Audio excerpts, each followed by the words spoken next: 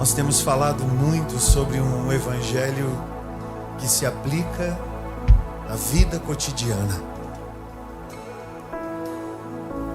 Parece que há uma grande dificuldade em compreender o poder do Senhor no dia a dia, na vida comum, no ordinário, no simples, no todo dia. Jesus, que era quem era, passava desapercebido em meio a tantos. Parecia ser mais um em meio à multidão, de forma que foi necessário um beijo para identificá-lo no momento em que foi traído publicamente. Jesus carregava em si uma autoridade sobrenatural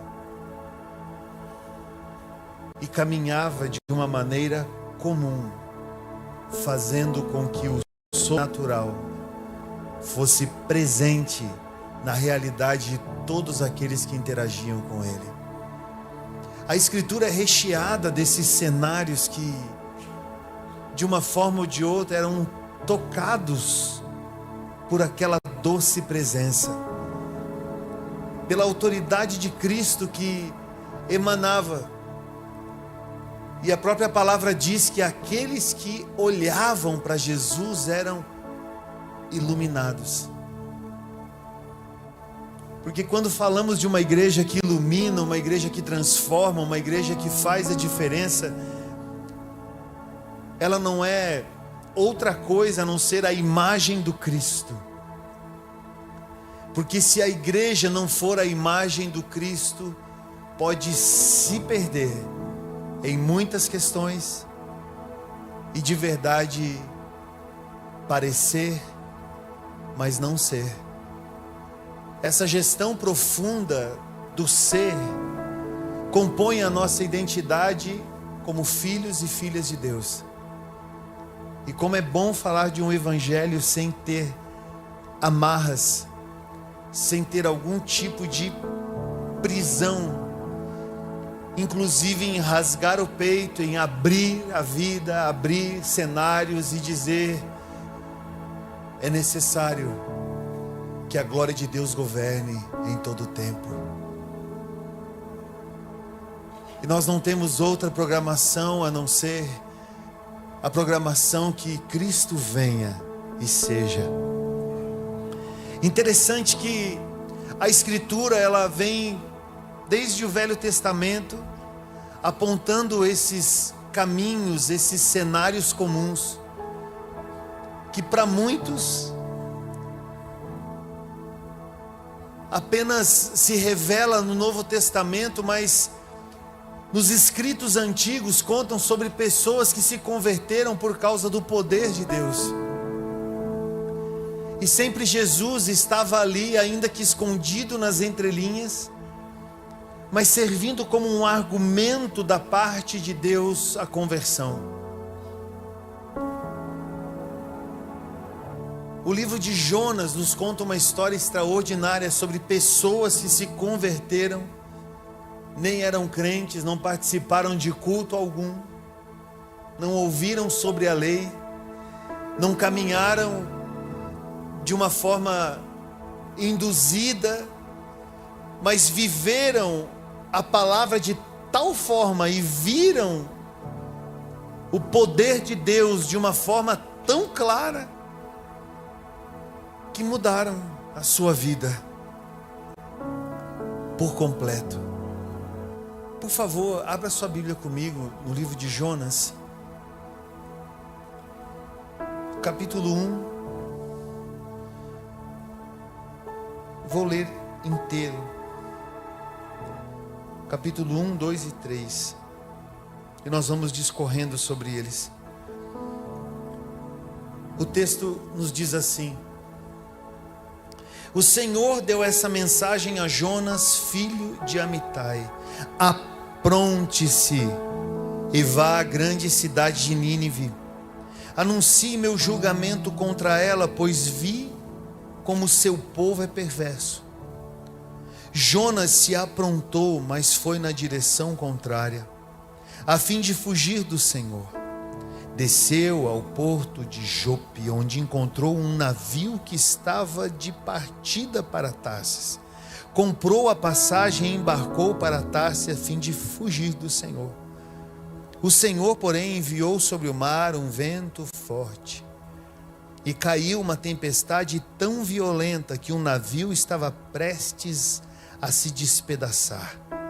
Com muito medo, os marinheiros clamavam aos seus deuses para que os socorressem e lançavam a carga ao mar para deixar o navio mais leve. Enquanto isso, Jonas dormia profundamente no porão. Então o capitão desceu para falar com ele. Como pode dormir numa situação dessas? Disse: levante-se e ore ao seu Deus. Quem sabe ele prestará atenção em nós e poupará nossa vida. Então a tripulação tirou sortes para ver qual deles havia ofendido os deuses e causado a terrível tempestade. Quando tiraram as sortes, elas indicaram que Jonas era o culpado. Por que essa terrível tempestade veio sobre nós? Perguntaram. Quem é você? Qual a sua profissão? De onde vem? Qual a sua nacionalidade? Jonas respondeu: sou hebreu, adoro o Senhor, o Deus dos céus, que fez o mar e a terra. Os marinheiros ficaram apavorados quando ouviram isso, pois Jonas já havia lhes contado que estava fugindo do Senhor. Por que fez uma coisa dessas, disseram. E visto que a tempestade piorava cada vez mais, perguntaram-lhe: o que devemos fazer com você para que a tempestade se acalme? Jonas respondeu: jogue-me ao mar e ele voltará a ficar calmo. Eu sei que essa terrível tempestade é culpa minha. Em vez disso, os marinheiros remaram com mais força para levar a embarcação à terra, mas não conseguiram, pois o mar tempestuoso havia se tornado muito violento. Então clamaram ao Senhor e disseram: ó Senhor, não nos deixe morrer por causa deste homem, e não nos responsabilizes pela morte dele. Ó Senhor, tu sabes o motivo por que enviaste essa tempestade sobre ele. Depois, os marinheiros pegaram Jonas e o lançaram ao mar, e no mesmo instante, a furiosa tempestade se aquietou. Espantados com o grande poder do Senhor, os marinheiros lhe ofereceram um sacrifício e firmaram o compromisso de servi-lo. O Senhor fez que um grande peixe engolisse Jonas, e Jonas ficou dentro do peixe por 3 dias e 3 noites. Amém? Esse texto relata um cotidiano extraordinário. Pessoas num barco, uma viagem.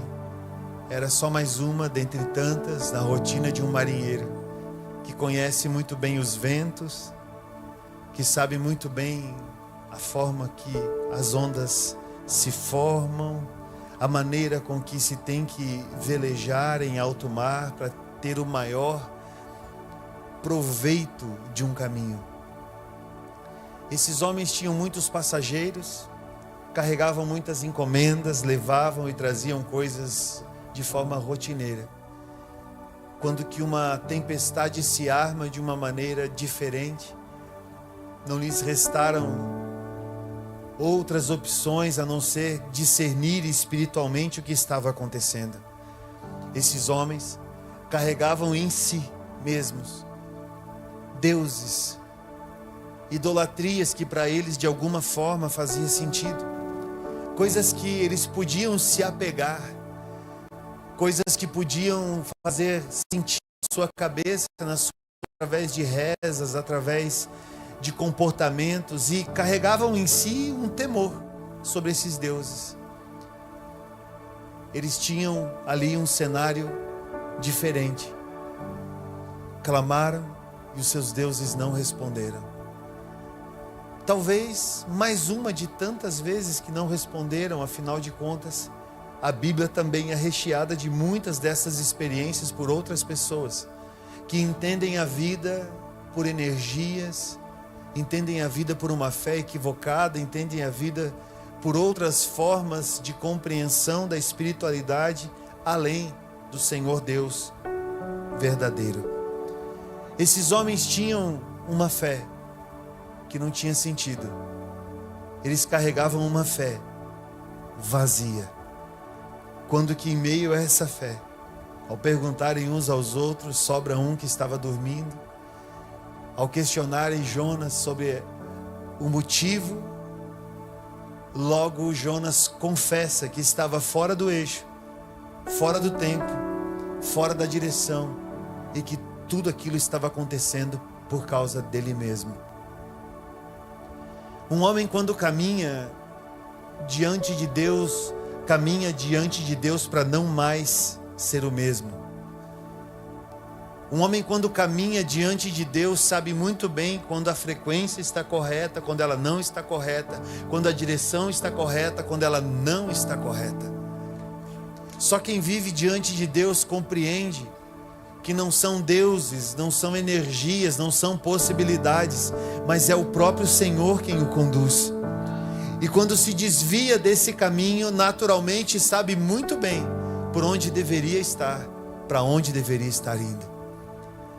É como se o Senhor plantasse dentro de nós uma bússola, e essa bússola sempre apontasse para Ele. Qualquer direção contrária à direção do Senhor faz com que se perca tempo, com que aquilo que deveria levar 40 dias leve 40 anos. Aquilo que deveria ser uma resolução para um dia, para uma oração, se tornam estações, estações e mais estações. Que tempo pontual para falar sobre isso. Estamos em dezembro, onde tantas coisas batem a porta, vem a memória sobre um ano que está acabando e um outro ano que está iniciando. Esses homens que estavam no barco com Jonas mal sabiam, mas eles testemunhariam o maior milagre da sua vida, que provaria de uma vez por todas o quanto que uma fé legítima provoca ações verdadeiras. Não vivemos só de expectativas, irmãos. Nós vivemos da realidade da eternidade. E tudo que há na terra é um espelho daquilo que há no céu. Se tem uma cadeira aqui para a gente sentar, é porque lá tem uma cadeira para sentar. Se há argumentos visíveis aqui, como natureza, criação, caminhos, no céu também existe tudo isso. Trazer o céu para a terra é também trazer o caminho do céu para que nós possamos andar na direção correta. Quando entendemos que o reino de Cristo vem, ele vem para transformar.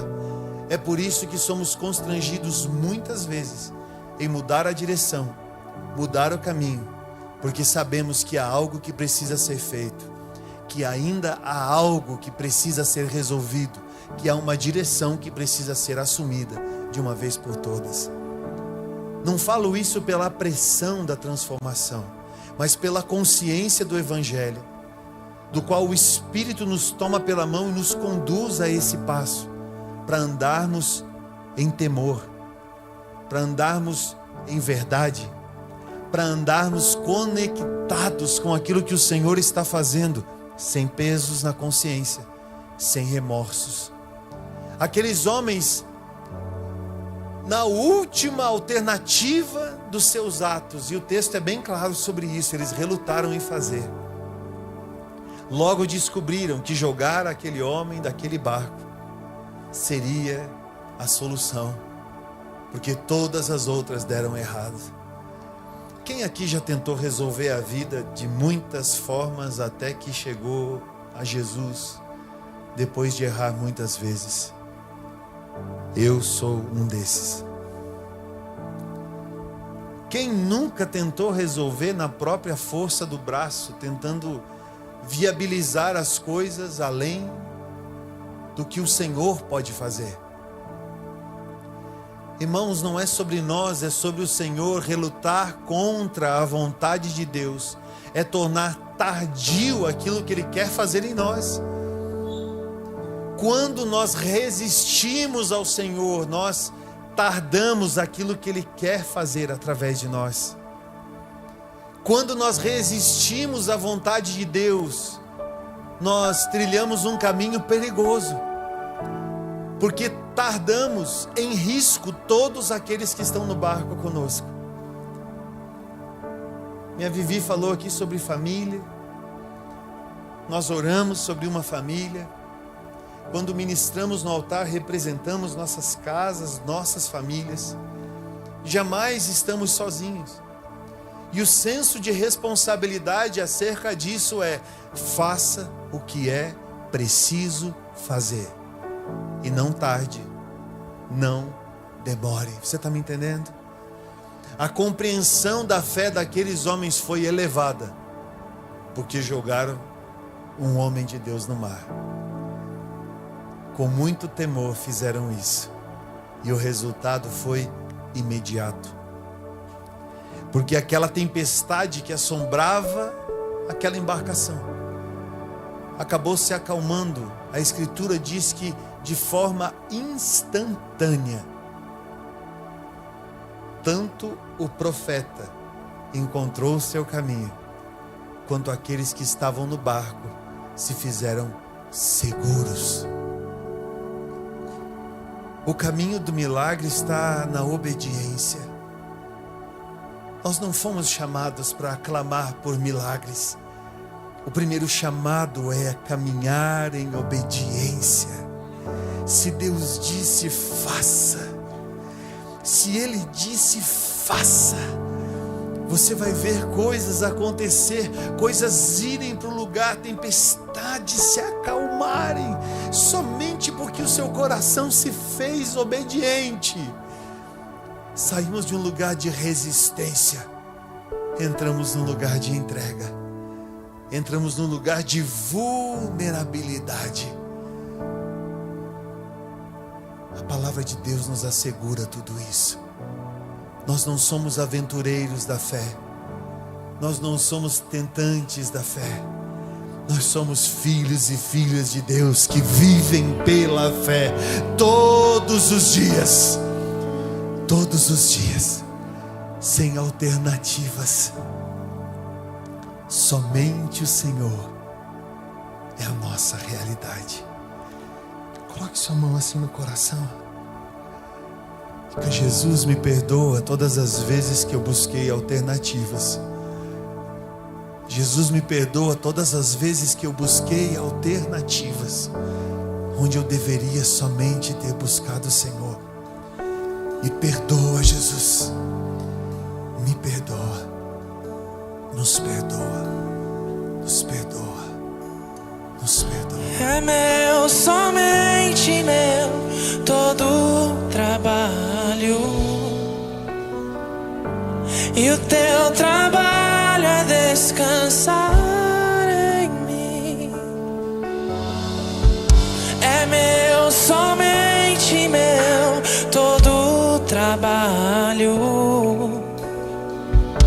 E o teu trabalho é descansar em mim. É meu, somente meu, todo o trabalho. E o teu trabalho é descansar em mim. É meu, somente meu, todo o trabalho. E o teu trabalho é descansar em mim.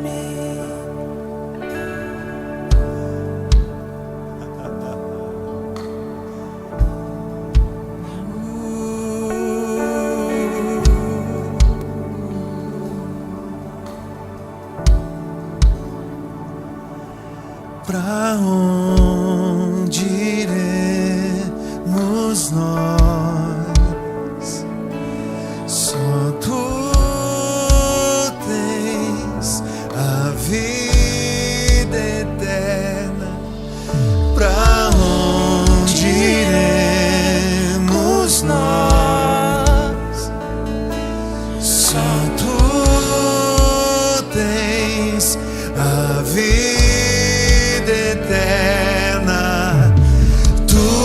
és o pão que desceu do céu, fonte de vida, Emanuel, com tua glória sobre nós, enche-me de ti até transbordar. Eu nunca vou me saciar, enche-me de ti até transbordar. Pra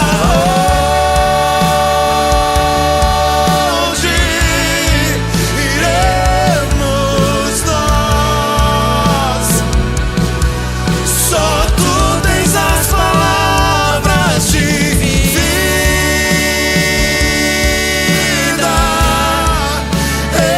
eternas.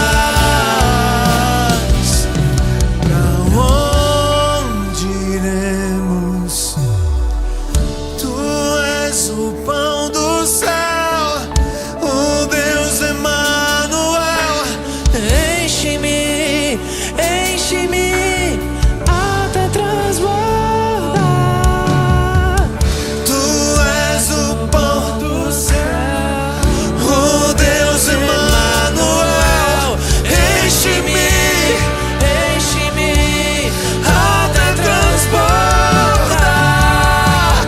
Tu és o pão do céu, o Deus Emanuel. Enche-me até transbordar. Tu és o pão do céu, o Deus Emanuel. Enche-me enche-me até transbordar.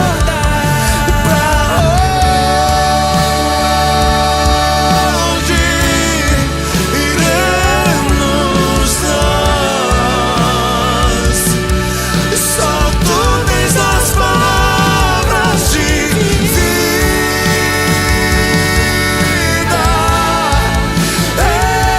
eterna. Pra onde iremos nós?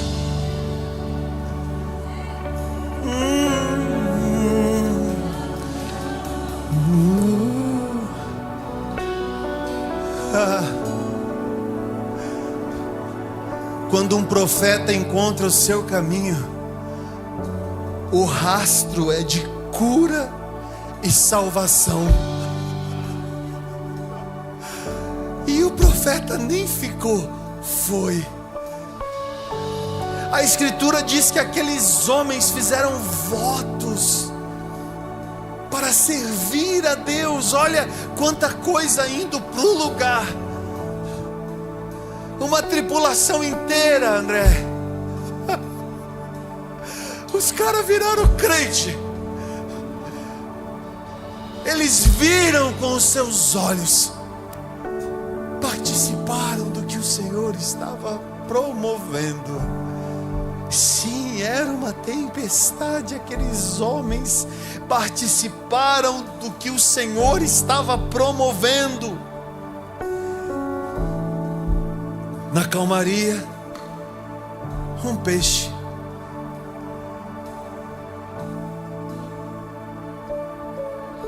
Capítulo 2 de Jonas diz: uma das orações mais poderosas da Bíblia. Porque um homem de Deus, uma mulher de Deus em processo, sempre carregará palavras de responsabilidade em seus lábios. Sempre. Até mesmo dos seus desabafos. Sempre. Então, de dentro do peixe, Jonas orou ao Senhor seu Deus e disse: em minha angústia clamei ao Senhor e Ele me respondeu.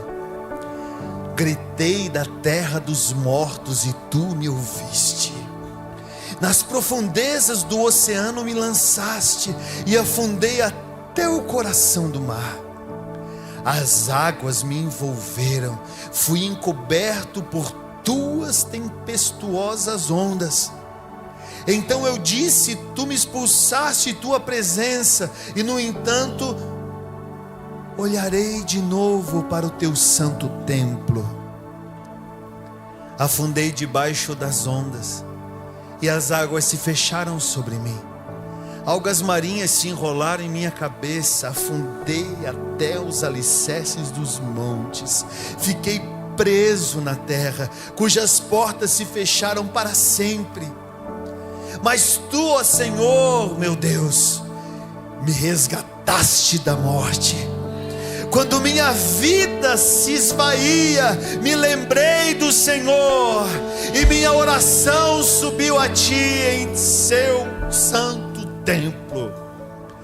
Os que adoram falsos deuses dão as costas para as misericórdias de Deus. Eu, porém, oferecerei sacrifícios a ti, com cânticos de gratidão, e cumprirei todos os meus votos, pois somente do Senhor vem o livramento.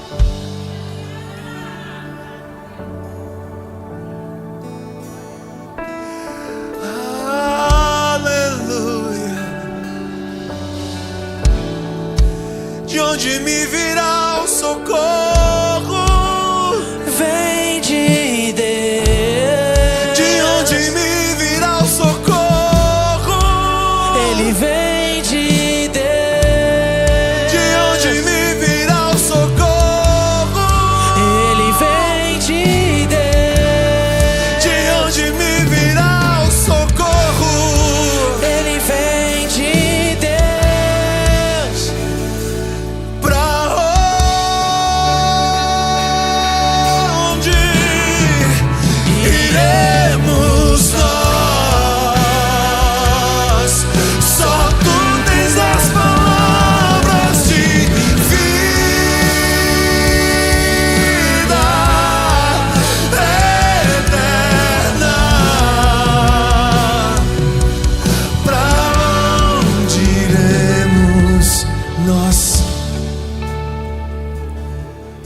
Sem alternativas, sem alternativas, só temos o Senhor. Temos tudo o que precisamos, nada nos abala, nada nos abala. Os que confiam no Senhor são como os montes de Sião, que não se abalam, que não se abalam. Os que confiam no Senhor são como os montes de Sião, que não se abalam, que não se abalam. Os que confiam no Senhor são como de Sião, que não se abalam, que não se abalam. Os que confiam no Senhor são como os montes de Sião, que não se abalam, que não se abalam.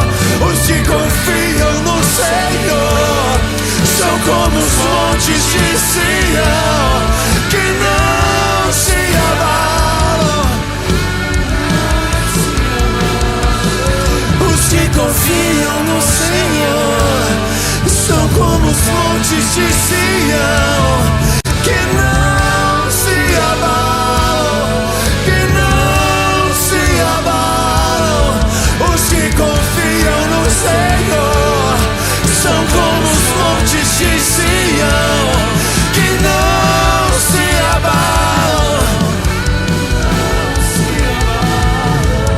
Os que confiam no Senhor são como os montes de Sião, não se abala, que não se abala. Os que confiam no Senhor são como os montes de Sião, que não se abalam. Os que confiam no Senhor são como os montes de Sião, que não se abalam. Os que confiam no Senhor são como os montes de Sião.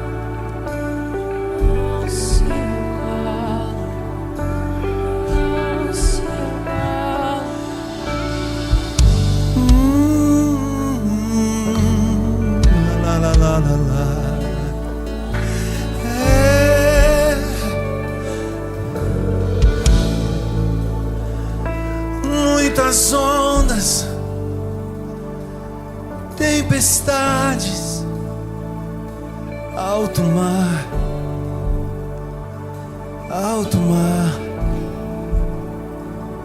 muitos ventos, insegurança me cercam, me envolvem. Mas eu confio no Senhor. Mas eu confio no Senhor. Eu confio no Senhor. Eu confio no Senhor. Eu confio no Senhor. Eu confio no Senhor. Eu confio no Senhor. Eu confio no Senhor.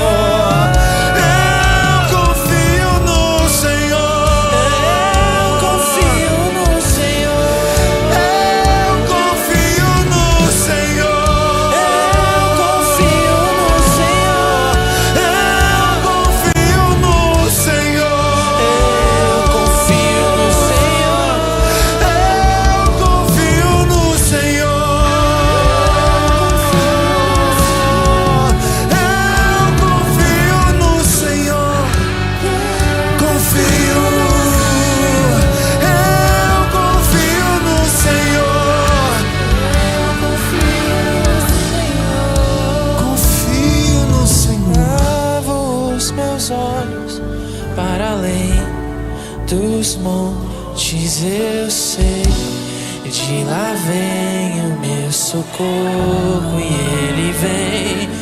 ele vem saltando, ele vem saltando sobre os montes,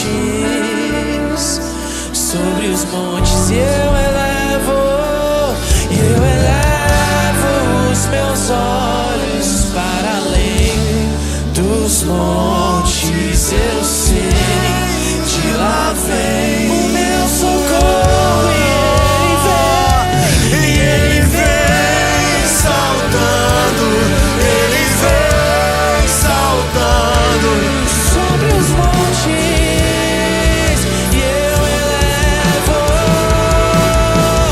eu elevo os meus olhos para além dos montes, eu sei, e de lá vem o meu socorro, e ele vem saltando, e ele vem saltando sobre os montes,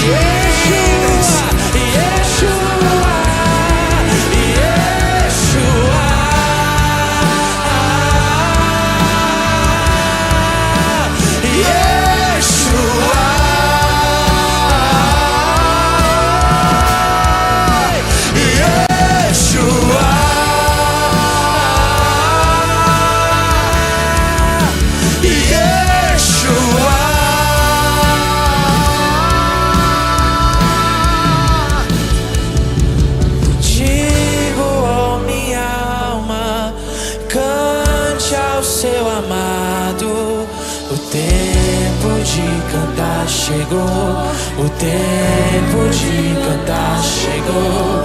Digo, ó minha alma, cante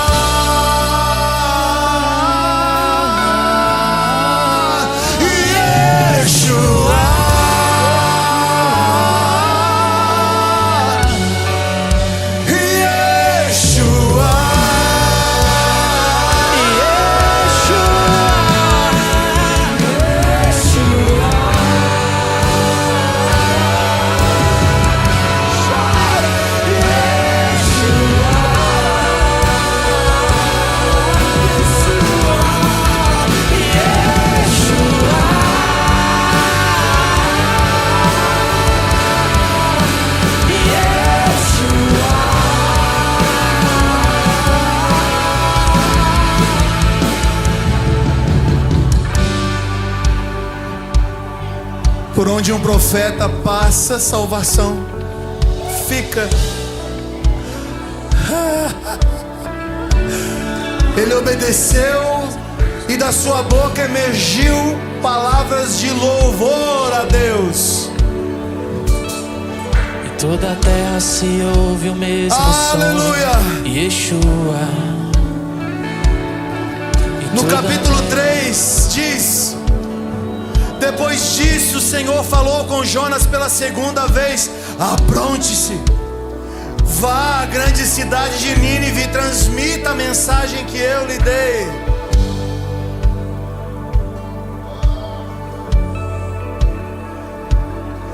Dessa vez Jonas obedeceu a ordem do Senhor e foi a Nínive, uma cidade tão grande que eram necessários 3 dias para percorrê-la inteira.